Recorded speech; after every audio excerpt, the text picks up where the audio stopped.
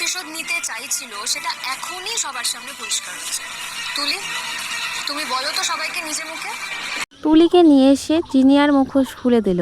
হ্যাঁ বন্ধুরা, এমনটাই দেখা যাবে। তাই সম্পূর্ণ জানতে ভিডিওতে লাইক দিয়ে চ্যানেলকে সাবস্ক্রাইব করে দেখতে থাকুন।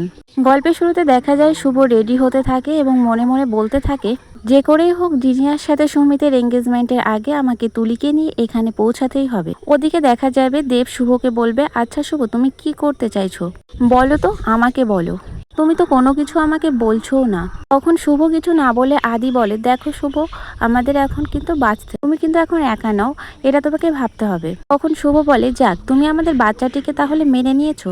আমি তো ভাবলাম তুমি আমাদের বাচ্চার কথা ভুলেই গেছো আর খুশিও হতে পারোনি। তখন আদ্রিত বলে, কি যে বলো না শুভ। তখন শুভ বলে, তোমার আমার ভালোবাসা, আমাদের বাচ্চা, আমি কি করে অখুশি হতে পারি।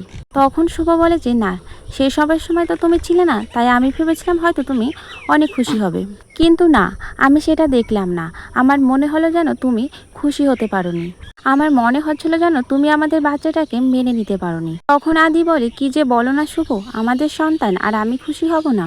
তখন আদি বলে, সেটাই তো আমাদের সন্তান, আর সেটা নিয়ে তুমি অবহেলা করতে পারো না, আমি জানি। তখন আদি মনে মনে বলে, মোহনার পেটেও তো আমার সন্তান, কিন্তু আমি তো তাকে অবহেলা করছি।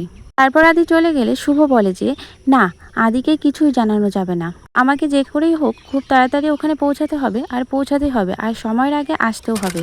এরকম আরও ইন্টারেস্টিং ভিডিও পেতে আমার চ্যানেলটিকে সাবস্ক্রাইব করে পাশে থাকা বেল আইকনটি প্রেস করে দিও। আমার সম্পূর্ণ ভিডিওটি দেখার জন্য তোমাদের অনেক অনেক ধন্যবাদ। ভিডিওটি ভালো লাগলে লাইক কমেন্ট শেয়ার করে আমার পাশে থেকো। দেখা হবে পরবর্তী ভিডিও।